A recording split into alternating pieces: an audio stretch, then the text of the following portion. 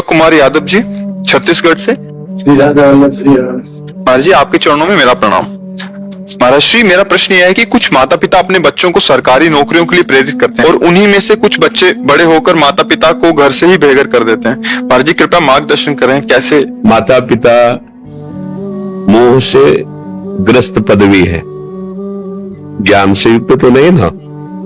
तो ज्ञान से युक्त होने पर माता पिता भगवत मार्ग की शिक्षा देंगे, और अगर मोह से युक्त है तो मात पिता बालक कहीं बुलावे, उदर भरे सोई जतन सिखावे। वो तो वही मार्ग सिखाएंगे जिससे आपका पेट भरे, आप इंद्रियों का भोग अच्छी तरह भोग सके। तो उसके लिए रुपया चाहिए, रुपया के लिए कार्य प्रणाली का ज्ञान होना चाहिए। किसानी है, व्यापार है, नौकरी है, तो उनका उपदेश उनकी जगह सीमित है। पर बालक का कर्तव्य जो माता पिता का अपमान अवहेलना कर देना, ये नहीं। वो अपने कहीं ना कहीं कर्तव्य में है, क्योंकि मोह ग्रसित पद है उनका। वो यही देखेंगे आपका शरीर स्वस्थ हो, आपके पास पैसा हो, आप अच्छी भोग सामग्रियों के भोक्ता बने, तो वो समझते हैं कि हमारा बेटा सुखी रहेगा, क्योंकि सुख का परिचय केवल वो इतना ही जानते हैं। इसके आगे कोई सुख है उनको ज्ञान नहीं है। तो ज्ञान ना होने के कारण वो अपनी पदवी जो उनको प्राप्त है, माता पिता का कार्य है बालक का पोषण करना, सदगुरु का कार्य है उसे अज्ञान से निवृत्त करके परम पद में स्थित करना। इसलिए माता पिता के प्यार में और सदगुरु के प्यार में विरोधाभास दिखाई देगा। जब सदगुरु का प्यार प्रारंभ होगा तो सबसे पहले कनेक्शन काटा जाएगा। जननी जनक बंधु सुतदारा, तन धन धाम स्वद परिवारा, सबकी ममता ताग बटोरी, मम पद मने बांध बरडोरी। वो अपने आप को एकदम केवल भगवान का भरोसा, भगवान के आश्रित, फिर नौकरी करो, फिर व्यापार करो, और माता पिता को साक्षात भगवान का मंदिर मानकर कि इनके हृदय में भगवान है, उनकी वैसी सेवा करो। ये सदगुरु की आज्ञा होगी। अब माता पिता ने मोहजनित आज्ञा करी और उसने मोहजनित आज्ञा का पोषण किया। अब उसका मोह लग गया दूसरी जगह, ब्याह हुआ, पत्नी हुई, कहती ये तुम्हारे माता पिता हमारी जो सोसाइटी है उसके विरुद्ध नजर आते हैं, हमारे फ्रेंड क्या कहेंगे, कैसे है। एक पिता अपने बेटे के यहाँ गया, गांव की बात कह रहे हैं, उसका बेटा थाईलैंड में तो कहाँ था, फिर वो दिल्ली में अपना राजसी ठाट बाट ऐसे। तो जब वो गया तो उनके मित्र लोग बैठे थे, तो पिता, अब गांव का आदमी तो ऐसे मार्किन लगा, कुर्ता पहने, तो अब वो ना उठा ना प्रणाम किया। तो अब वो तो पिता है, उनका बेटा कैसे हो।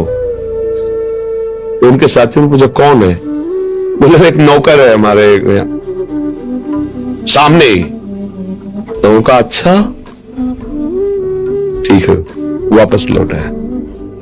उन्हें कभी दोबारा पूछने गए ना, गांव गए उनके पास, क्या उनको सोसाइटी क्या कहेगी, ऐसे बाप का बेटा है, एक मार्किन पहने, एक कुर्ता। ये है मोह की शिक्षा, ये मोह की शिक्षा का फल उनको मिला है। अगर ज्ञान की शिक्षा देते तो उठ करके खड़ा होता, प्रणाम करता, बैठालता और कहता मेरे पूज्य पिताजी हैं। इससे उनका भागवतिक भाव पुष्ट होता। लेकिन भागवतिक भाव को बिना संतों की कृपा के कैसे जाना जा सकता है। तो माता पिता तो अपने हिसाब से ठीक उपदेश करते हैं, पर पुत्र को चाहिए कि जिन माता ने लौकिक दृष्टि से भी देखो ठीक है, वो मोह से, पर हमारा कर्तव्य है कि जब वृद्धावस्था उनकी आवे तो उनको वैसे ही दुलार करे जैसे उन्होंने मेरी शक्तिहीन अवस्था, बाल्यावस्था में उन्होंने मुझे दुलार किया था। ये कर्तव्य है बालक का, ऐसा कभी नहीं करना चाहिए। और ऐसा जो करता है कि अपने माता पिता का अपमान करता है, माता पिता को अलग कर देता है और वो कष्ट भोगते हैं, तो उसकी दुर्गति पक्की है, यहाँ भी और वहां। वो भी आगे देख ले, उसका परिणाम यही आएगा उसके आगे, और आगे चलकर उसे दंड मिलेगा इस बात का। इसलिए आपको चाहिए कि आप अपने कर्तव्य का पालन करें, माता पिता में भगवत बुद्धि करके उनकी आज्ञा से उनकी सेवा के लिए, चाहे वो गृह कार्य, किसानी हो, व्यापार हो, नौकरी, कुछ भी हो, खूब धन कमाओ धर्म से, और परिवार की सेवा माता पिता के भगवत भाव से, और नाम जप करो, कल्याण हो जाएगा। इसी में परम कल्याण हो। कभी माता पिता का अपमान न करें। ये जो आज की धूर्तता पढ़ाई से बढ़ रही ना, पढ़ लिख कर अपने को बहुत बुद्धिमान समझ रहे और वयोवृद्ध माता पिता को मूर्ख समझ रहे, उनकी अवहेलना करते हैं, ये बहुत निंदनीय कार्य है। नहीं, हृदय बिछा देना चाहिए। माता जैसी सेवा की ना, जब उसको सोचो ना, अगर एक दिन पेट में गैस बढ़ जाए तो आपको कैसा लगता है? व्याकुलता पैदा हो जाएगी। 9 महीने उन्होंने मुझे पेट में लादा है, 9 महीने। इसके बाद पैदा होकर के उन्होंने अपने रक्त को दूध बनाकर मुझे पिलाया, पोषा, इतना बड़ा किया। तो हमारा कर्तव्य है, जैसे कहते कि आप लोग तो जो गति न रुपए से होती, न तपस्या से होती, न बड़ी बड़ी साधनाओं से होती, वो गति मेरे मां को मिलेगी, मेरे पिता को मिलेगी, क्योंकि हम निरंतर भगवान में उनके द्वारा सजाए हुए जीवन को समर्पित करके उसका फल उनको प्राप्त होगा। जो किसी भी तरह से नहीं प्राप्त हो सकता वो उनको प्राप्त होगा। कहते 21 पीढ़ियां तर जाती फिर तो माता पिता ही है। तो इसलिए अगर माता पिता की सेवा कर ले गया तो भगवान की प्रसन्नता सहज में प्राप्त हो जाएगी।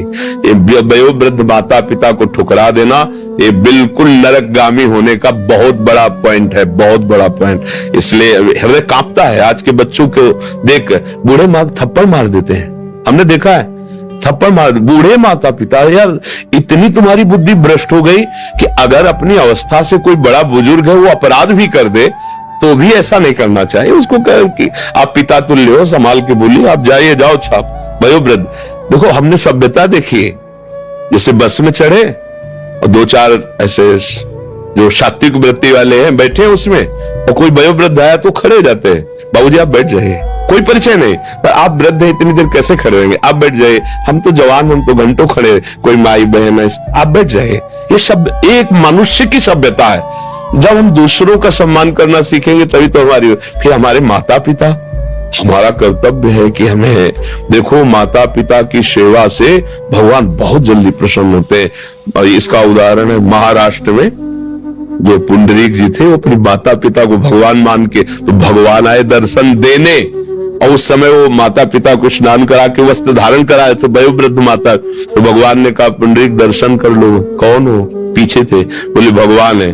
तो वो गरीब घर पे ईंट दे दे कि प्रभु इस पर आसन मतलब खड़े हो जाइए, हम बाद में दर्शन करेंगे, पहले अपने माता पिता को कपड़े पहनाकर आसन पर। आज भी भगवान उसी ईंट पे खड़े हैं, उनका वैसे नाम है विट्ठल, पर ईठल भगवान है, सेवा ईंट पे आज भी खड़े, ऐसे इंतजार कर रहे, कर लो। माता पिता की सेवा का फल भगवान स्वयं से आके दर्शन दिया करके। इसलिए धन्य है वो पुत्र जो माता पिता की आज्ञा में रहता है। और उनका कर्तव्य देखो, कोई भी माँ अपने बच्चे के पास जाएगी ना, पहला काम, तुम्हें शाम के ठीक से भोजन पाया था कि नहीं, अगर सुबह मिलेगी पाया था कि नहीं, तुम्हें अच्छी नींद आई ना, अच्छा तुम्हें थकावट तो नहीं हुई आने में, वो केवल इस बात पर वो केवल अपने बच्चे को सुखी देखना चाहती है, यही उसका सारे जीवन का फल है। और हमारा क्या कर्तव्य कि ऐसी माँ को